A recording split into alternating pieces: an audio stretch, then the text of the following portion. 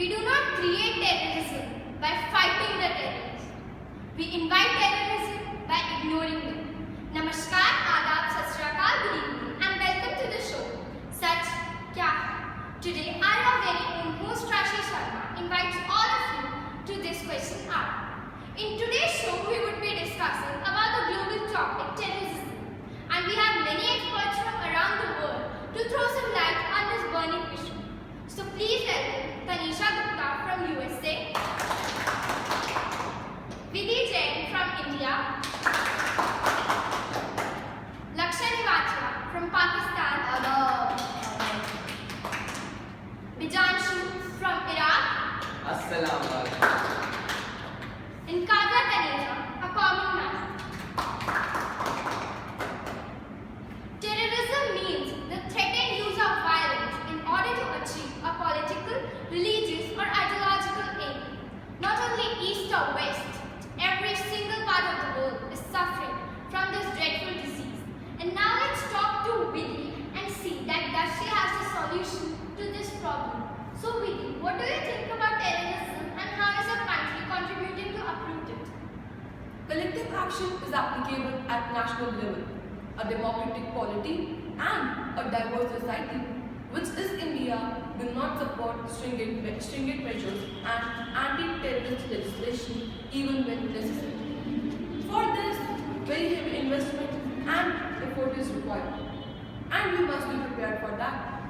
Ultimately, the roots of terrorism have to be removed through good governance. In a country of our size and population, this will take considerable time.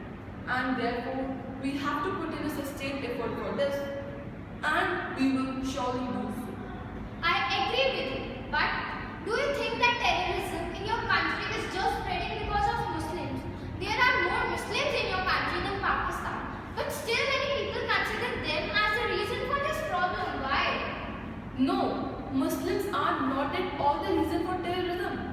Just because some people from Muslim community are spreading terrorism, we can't blame that every person who is a Muslim is a terrorist also. We cannot judge people by their religion. An innocent man is innocent, no matter what his religion is. Good, I'm really impressed by you. Now let's move on to Lakshay. Lakshay, what are your views about terrorism? Terrorism has always been there a major problem that need to be uprooted. Pakistan has always been in the support of fighting against terrorism. I am a Muslim. This does not mean that I am a terrorist holding a bomb. I am civilized just like you. Okay, sir. I would like to ask that what do Pakistani civilians think about the cross-border terrorism that is committed from the country and the terror hub that Pakistan has become? We do not consider our country a terror hub. We are equally affected as you are. Some experts around the world label our country as the epicenter of global terrorism, but it is wrong. Okay, tell us something about terrorism in Pakistan. Terrorism in Pakistan has become a major problem and highly disruptive phenomenon in recent years. No country is in favor of terrorism, neither ours. We are equally affected as others. Terrorism has no religion, but it is quite common to say that a man praying to Allah is always judged as a terrorist. Okay, true, very true. Now let's move on to the country where the roots of terrorism are formed. Bijanshu from Iraq and Syria would tell us something about terrorism in his country and what is its effect.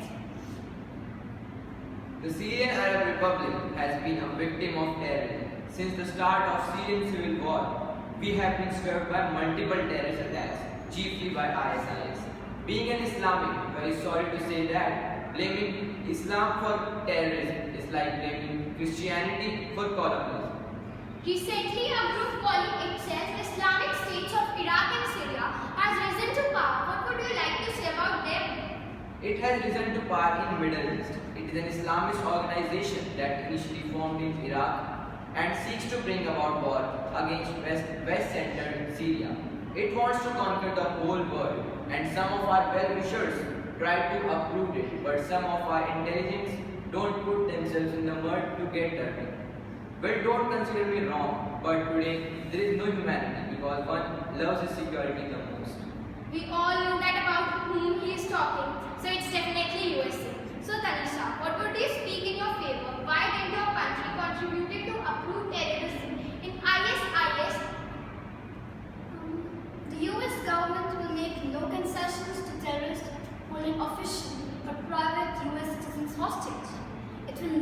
ransom, release prisoners, change its policies, or engage in any other acts that may encourage additional terrorism.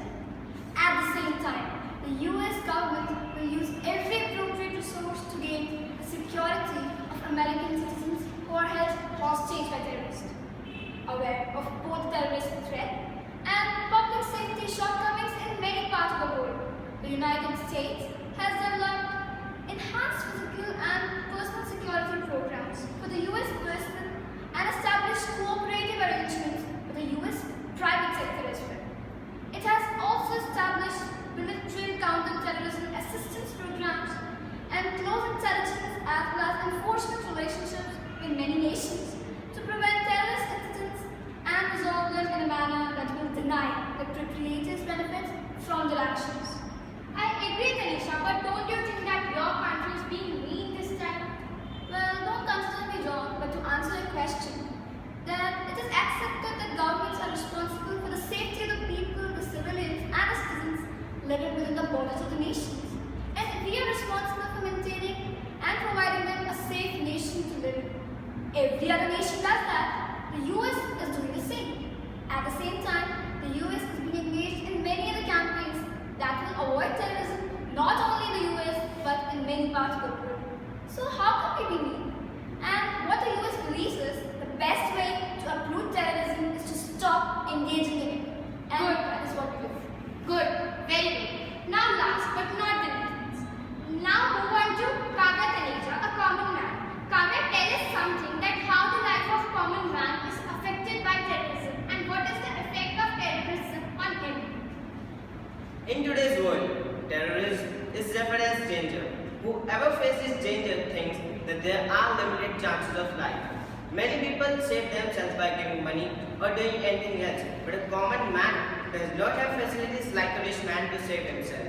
I'm also a common man and I know what problems we are facing. Who are we soft against? Terrorists, supporters of terrorists, minorities, or against criminals? We are the most tolerating people in many social issues. During any vote or any attack, there are numerous number of people from the category of a common man which feels to be in hell. Many people from the category of a common man face scarcity of food, but during any vote or any attack, they don't even get some piece of food to eat. Many aren't left with small houses, and we know if we don't have any shed to live in, then we can face diseases. Terrorists do not have any religion that they will fight with this religion, that religion, or any other. They can attack on anyone, but mostly we common people are the targets of terrorists. That's very sad to listen, Kavya. Well guys, you all were very fantastic. Now we all should have a big hand